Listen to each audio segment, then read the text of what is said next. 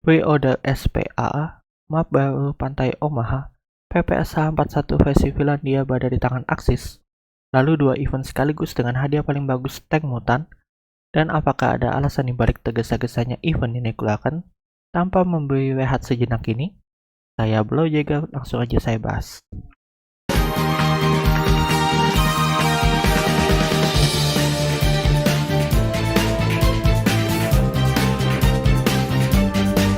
Mari kita bahas dari persiapan major update bernama Operation Neptune.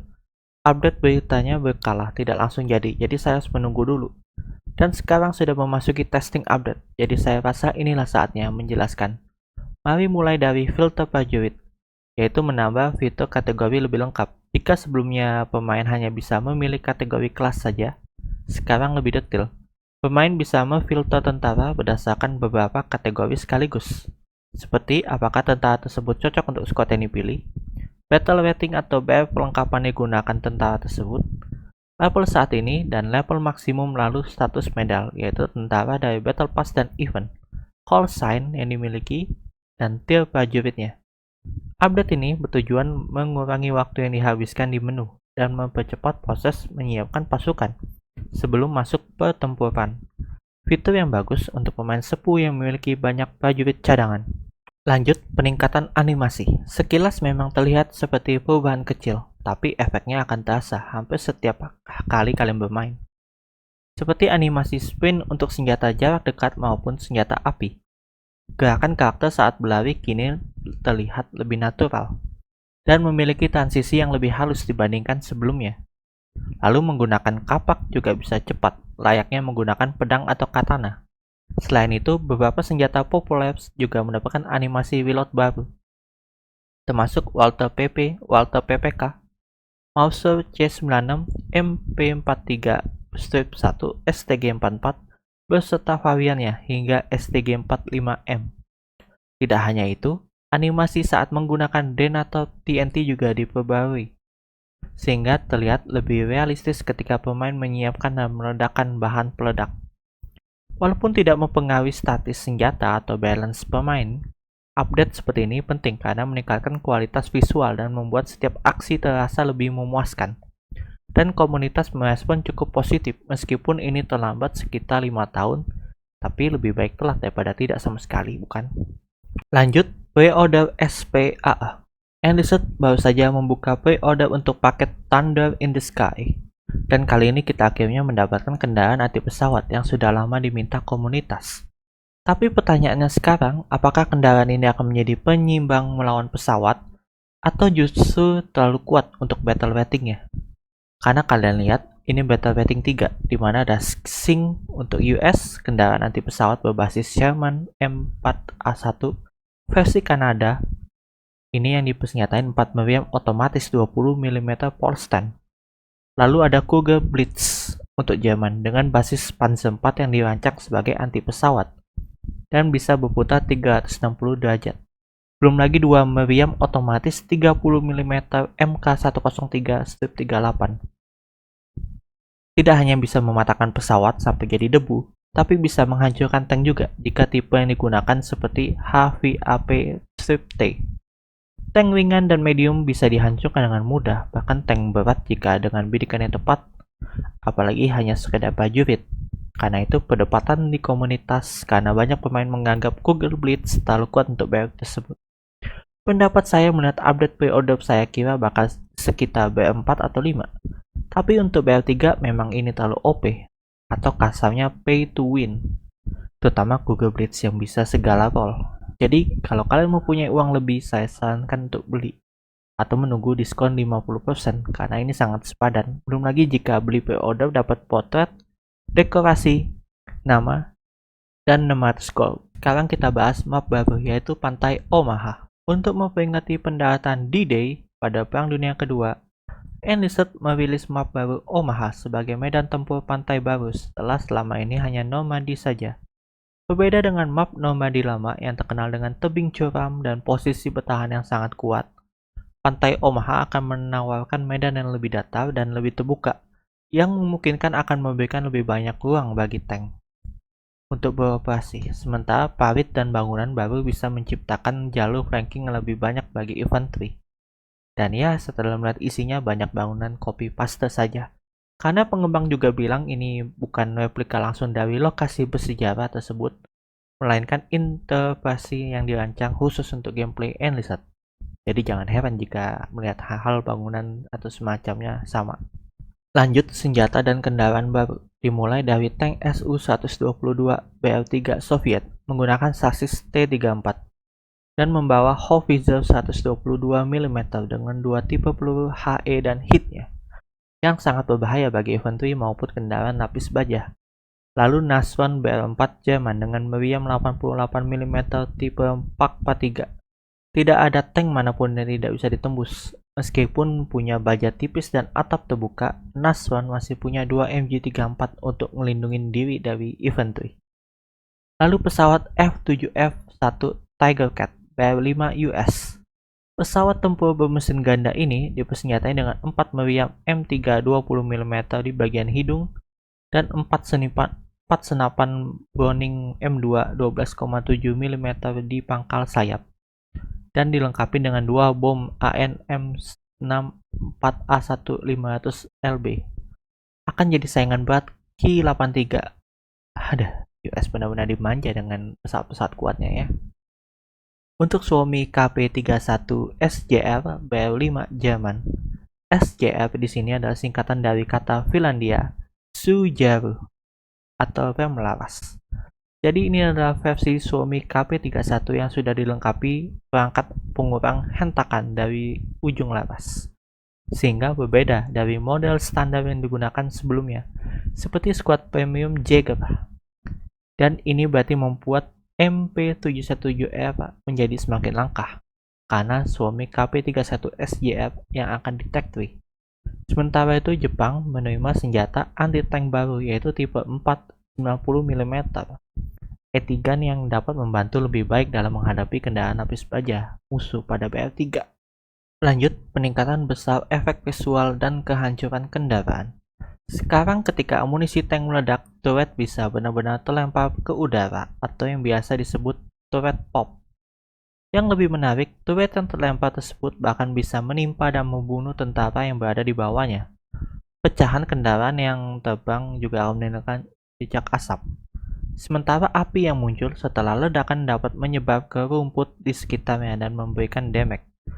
Developer juga meningkatkan efek penetrasi armor. Saat peluru berhasil menembus kendaraan musuh, pemain akan melihat lebih banyak percikan api, asap, dan efek ledakan kecil sehingga lebih mudah mengetahui apakah tembakan berhasil ditembus atau tidak.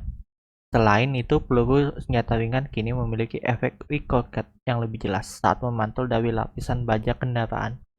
Perubahan juga berlaku untuk pesawat. Ketika pesawat hancur total, ledakannya akan terlihat jauh lebih besar dan bagian-bagian pesawat yang terlepas akan jatuh dengan lebih realistis, sambil meninggalkan jejak api dan asap. Tidak hanya itu, developer juga memperbarui efek muzzle flash untuk beberapa kaliber, meningkatkan tracer, efek debu saat proyektil menghantam objek, serta membuat animasi api terlihat lebih halus. Sekarang kita masuk testing server. Karena tidak mungkin saya masukin semua secara detail, jadi saya rangkup apa yang belum dibahas dari berita pemberitahuan saja ya. Seperti informasi meriam tank yang dikembalikan sempat dihapus, lalu seragam Jerman untuk musim dingin ditambah, dan pada topi ditambah logo kebanggaan, dan squad premium Medic Rider menggunakan koin emas untuk membelinya. Ya, untuk ini sih unik, tapi akan lebih unik jika kendaraan yang digunakan SDKFZ 251-8 ambulans. Daripada motor gini kan, lebih masuk akal menggunakan mobil kan? Lalu pada file terdapat naik atau malam, yang mungkin adanya mode malam nantinya. Entahlah, kita lihat saja. Lanjut, pada pesawat bomber akan ditambah fitur bomb sight untuk memperkuat akurasi menjatuhkan bom. Tapi di sisi lain juga akan berbahaya karena kita jadi tidak bisa lihat sekitar. Jadi gunakan saat yakin langit bersih atau dikawal pesawat fighter. Lanjut, pada senjata akan ada fitur bisa beli bayonet dan juga scope nantinya. Dan terakhir, tapi tidak kalah penting, yaitu data list data buff dan nerf senjata. seperti kalian coba lihat listnya. Sekarang kita bahas dua event sekaligus yang rilis setelah testing. Pertama ada event sampingan Liberation of Rome, langsung dari tanggal 3 Juni jam 8 malam waktu Indonesia bagian Barat, sampai 9 Juni jam 8 malam waktu Indonesia bagian Barat, dengan 2 hari reset tiap fase, dan dari tanggal 9 Juni jam 8 malam WIB, sampai 11 Juni jam 8 malam WIB, pemain bisa membeli yang terlewat dengan gold.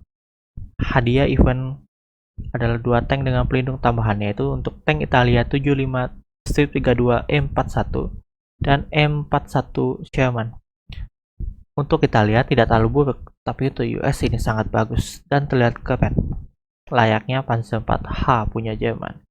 Kalian bisa dapetin kedua ini dengan menyelesaikan 8 dari 9 misi, yang berarti kalian bisa skip 1 misi saja.